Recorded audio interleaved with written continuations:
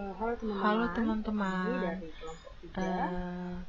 kami dari kelompok 3 dari MK Keperawatan Gawat Darurat akan menjelaskan materi yang telah kami simpulkan tentang trauma dada.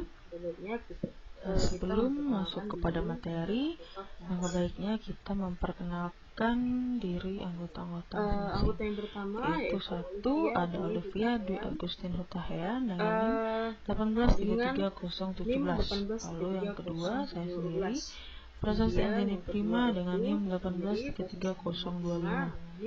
Kemudian yang terakhir ada Eka Yuniarti dengan NIM 1833037. Presentasi akan dilakukan secara berurutan sesuai dengan yang telah disebutkan seperti tadi. Jadi tanpa berlama-lama lagi, mari kita simak dengan bersama materi yang akan kami sampaikan. Trauma dada berikut ini. Halo guys. Nah, di sini kami dari kelompok 3 akan menjelaskan tentang trauma dada. Nah, ini dari mata kuliah keperawatan gawat darurat. Nah, di sini saya sendiri yaitu Olivia Dwi Agustin Hutahayan dan teman saya ada Prasasti Andiani dan juga Eka Yuniarti. Nah, di sini kami akan menjelaskan tentang trauma dada. Pertama-tama saya akan menjelaskan tentang apa sih definisi dari trauma dada ini. Nah, jadi definisi dari trauma dada ini adalah abnormalitas rangka dada yang disebabkan oleh benturan pada dinding dada yang mengenai tulang rangka dada, pleura paru-paru, dan juga diafragma, maupun isi mediastinal baik oleh benda yang tumpul ataupun benda yang tajam, yang bisa menyebabkan gangguan sistem pernafasan. Nah, di sini juga ada etiologi dari trauma dada. Nah, itu ada dua, yaitu trauma tumpul dan juga trauma tajam. Nah, trauma tumpul ini itu biasanya dari kecelakaan, jatuh, dan juga pukulan pada dada. Sedangkan trauma tajam ini ada luka tembak dan juga luka tusuk. Nah, di sini juga ada tentang pathway trauma dada. Nah, tadi kan ada etiologi dari trauma dada, yaitu trauma tajam dan juga trauma tumpul. Nah, jika mengenai toraks, maka akan menyebabkan cedera jaringan lunak dan juga hilangnya kontinuitas struktur. Nah, jika ini hilang, maka akan menyebabkan perdarahan jaringan instrumen intraalveolar, kolaps arteri dan arteri-arteri kecil, hingga tahanan perifer pembuluh darah paru meningkat.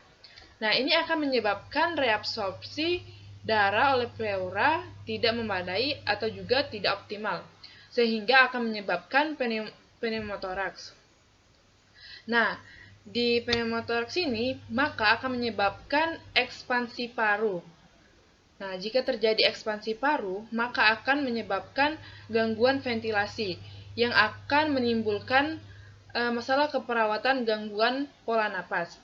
Nah, pneumotoraks ini juga menyebabkan merangsang reseptor nyeri pada pleura visceralis dan parietalis.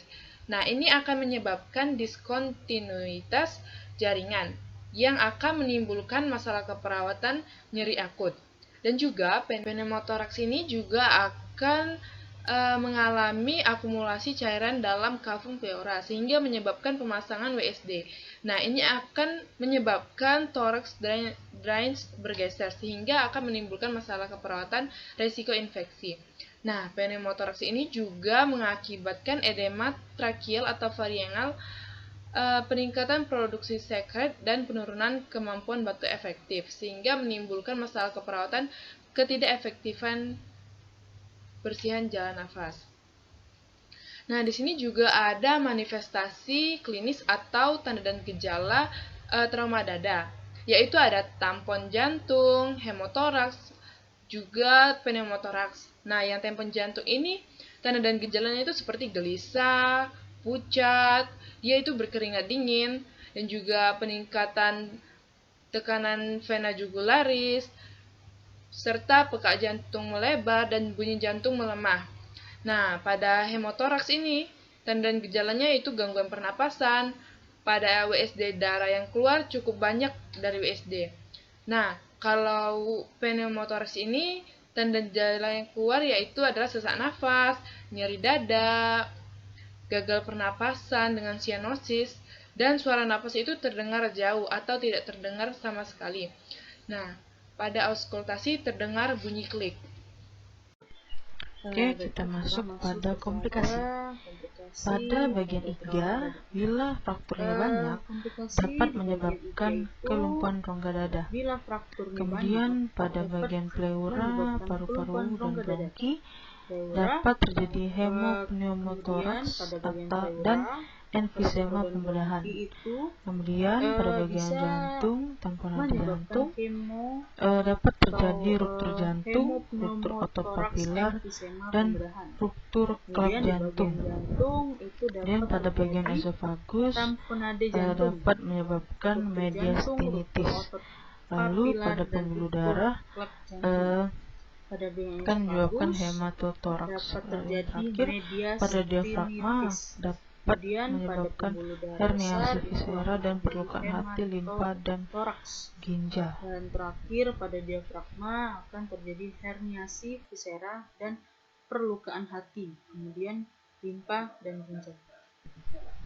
Kemudian pada pelaksanaan trauma dada itu berupa primary survey yang dilakukan pada trauma yang mengancam jiwa. Pertolongan ini dimulai dengan menggunakan teknik ABCDE yang meliputi airway, breathing, circulation, disability, dan exposure. Yang kedua, berusaha menstabilkan tanda-tanda vital dengan cara mempertahankan saluran nafas yang paten dengan memberikan oksigen, kemudian mengontrol tekanan darah berdasarkan kondisi pasien, kemudian melakukan pemasangan infus, lalu melakukan pemeriksaan kesadaran, dan jika dalam keadaan gawat darurat dapat dilakukan massage jantung. Kemudian apabila dalam keadaan stabil dapat dilakukan pemeriksaan radiologi berupa fototoraks.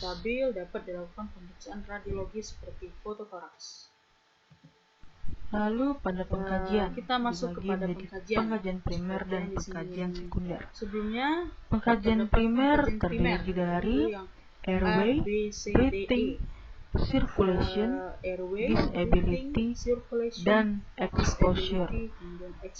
Kemudian pengkajian sekunder terdiri dari identitas pasien, identitas keluarga atau wali, keluhan utama, riwayat penyakit sekarang, dan riwayat penyakit dahulu. Kemudian pemeriksaan fisik trauma dada. Pertama, lakukan inspeksi. Lalu pada pemeriksaan fisik dilakukan inspeksi, palpasi, perkusi, auskultasi, pemeriksaan darah, kalau perlu segera pasang infus, lalu pemeriksaan kesadaran, pemeriksaan sirkulasi perifer, kemudian kalau perlu intubasi napas bantuan, kalau keadaan gawat darurat maka perlu massage jantung, lalu kalau perlu torakotomi massage jantung internal, lalu bila dalam keadaan stabil diminta pemeriksaan radiologi seperti fototoraks AP jikalau keadaan memang memungkinkan. Lalu keadaan stabil dimintakan pemeriksaan radiologi seperti fototoraks AP jikalau keadaan memungkinkan. Kemudian pemeriksaan diagnostik. Untuk pemeriksaan Satu, terdapat radiologi berupa fototoraks. Kemudian yang kedua, pemeriksaan gas darah arteri atau GDA yang hasilnya mungkin normal dan menurun. Kemudian ketiga, pemeriksaan torasentesis dapat menyatakan darah atau cairan secara sanguinosa. Kemudian keempat, hemoglobin yang hasilnya mungkin menurun. Kemudian kadar PaCO2 kadang-kadang hasilnya menurun. Kemudian yang terakhir, saturasi oksigen menurun.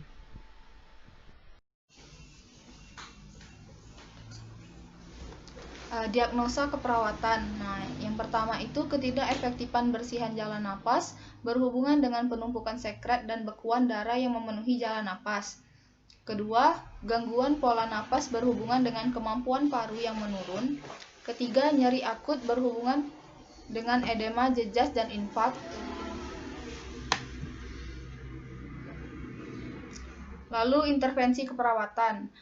Pertama, ketidakefektifan bersihan jalan napas berhubungan dengan penumpukan sekret dan bekuan darah yang memenuhi jalan napas. Terdiri dari pastikan kebutuhan hisap atau oral, kedua auskultasi suara napas sebelum dan juga sesudah suction, ketiga monitor status napas dan oksigen, keempat pantau respirasi dan status oksigen, kelima buka jalan napas gunakan teknik pengangkatan dagu, keenam, posisikan pasien untuk memaksimalkan ventilasi. Keluarkan rahasia dengan cara pengisapan. Lalu pantau respirasi dan status oksigen. Nah, yang kedua, gangguan pola napas berhubungan dengan kemampuan paru yang menurun. Yang pertama, posisikan pasien untuk memaksimalkan ventilasi. Kedua, lakukan fisioterapi dada jika perlu. Tiga, auskultasikan suara napas dan cacat jika adanya suara napas tambahan. Keempat, atur asupan untuk cairan, mengoptimalkan keseimbangan. 5. Keluarkan rahasia dengan batuk atau pengisapan. Keenam, lakukan fisioterapi dada jika perlu. 7. Pantau respirasi dan status CO2-nya. Nah, yang ketiga, nyeri akut berhubungan dengan edema, jejas, dan infak paru. Yang pertama, lakukan pengkajian nyeri secara lengkap, termasuk lokasi, durasi, dan frekuensi. Kedua, observasi reaksi nonverbal dari ketidaknyamanan. Ketiga, kaji kultur yang mempengaruhi respon nyeri. Keempat, evaluasi pengalaman nyeri masa lampau. Kelima, evaluasi tentang ketidakefektifan kontrol nyeri masa lampau. Nah, lalu implementasi dan evaluasinya. Yang pertama, memastikan kebutuhan orak atau hisap. 2. Membuka jalan napas dengan teknik SINLIF. Ketiga, memposisikan pasien untuk memaksimalkan ventilasi. Keempat, melakukan fisioterapi dada jika perlu. Kelima, melakukan pengkajian nyeri lokasi, durasi, frekuensi, dan kualitas. Lalu yang terakhir, mengkaji kultur yang mempengaruhi respon nyeri. Itu dia presentasi dari kelompok kami tentang kegawat daruratan trauma dada. Jika ada yang kurang paham atau kurang jelas, bisa kalian tanyakan pada saat kelompok kami mengadakan presentasi. Itu dulu, sekian dan terima kasih.